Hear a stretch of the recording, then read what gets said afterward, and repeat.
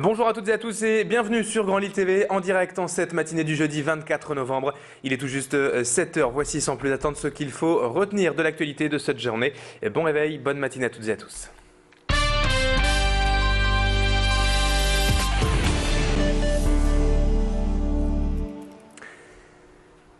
Et à la une de l'actualité, tout d'abord, le corps d'un homme a été reperché hier dans la Deule au niveau de l'Osse et du port fluvial de Lille. La police et les pompiers ont remonté ce cadavre en début d'après-midi après cette terrible découverte. On ignore pour le moment l'identité de la victime et les circonstances exactes de ce drame. Mais ce nouveau corps repêché dans la Deule est le nouvel épisode d'une série tragique de découvertes du même ordre depuis plusieurs mois à Lille. Par ailleurs, cette découverte intervient alors qu'Hervé Ribardzik est porté disparu depuis le 11 novembre dernier. Mais pour l'instant, aucune certitude quant à l'identité de la victime. Toujours dans la rubrique fait divers, un dramatique accident de la circulation s'est produit hier matin sur l'autoroute A25. Une petite fille de 5 ans et sa grand-mère sont décédées dans un carambolage. Le brouillard et des accidents en série entraînant des poids lourds seraient à l'origine de ce drame. Les deux victimes ont été tuées sur le coup et le troisième passager du véhicule, la mère de la fillette, a elle été transportée à l'hôpital dans un état grave. En conséquence, l'A25 a été coupée à la circulation pendant plusieurs heures hier dans la journée et ouverte seulement en après-midi. On revient maintenant sur l'affaire du Carlton avec la mise en garde à vue d'un capitaine de police lillois. Hier, c'est le troisième policier nordiste entendu dans le cadre de cette enquête sur un réseau présumé de proxénétisme organisé. L'information confirmée hier par le parquet de Lille évoque également des perquisitions menées au domicile de ce policier par l'IGPN. Et puis toujours concernant cette affaire, j'ajoute que la demande de remise en liberté de René Cochefer a été refusée hier par la chambre d'instruction de la cour d'appel de Douai. Dans le reste de l'actualité du jour, en ce jeudi matin, on évoque ce pic de pollution constaté depuis le début de la semaine dans la métropole lilloise. Le premier seuil a été franchi depuis dimanche soir et correspond en fait simplement, pour l'instant, au niveau de recommandations et d'informations. Rien de bien sérieux donc pour l'instant, d'autant plus qu'Atmo constate chaque année à cette même période une hausse de la population qui correspond en fait au rallumage des chauffages et à une certaine concentration de trafic à certains endroits de l'agglomération. La tendance est d'ailleurs à la baisse depuis hier et la qualité de l'air devrait redevenir bonne ces prochains jours.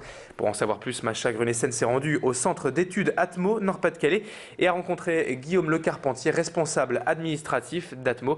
Je vous propose de l'écouter, il revient sur ce pic de pollution dans la région.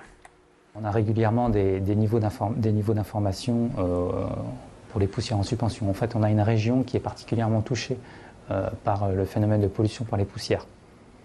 Voilà, donc que ce soit une origine urbaine, parce qu'on a des grands centres urbains avec beaucoup de circulation, beaucoup de moyens de chauffage, et on a aussi sur la côte un tissu industriel assez important qui lui aussi peut provoquer des augmentations de concentration dans l'air.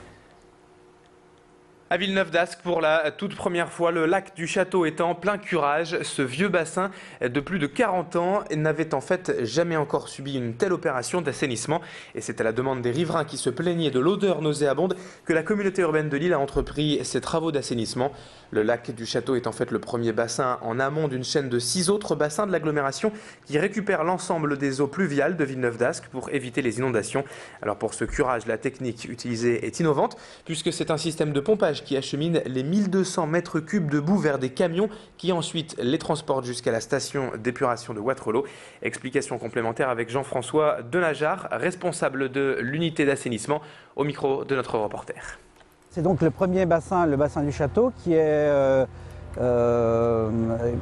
destiné à récupérer les eaux pluviales, comme je disais, et donc qui récupère en même temps des sédiments qui sont sur le sol, dans la voirie, dans l'air, et qui, au fil du temps, puisqu'ils ont été construits ces bassins il y a maintenant 40 ans, au fil du temps, on a des sédiments qui se sont déposés à la sortie du déversoir d'orage.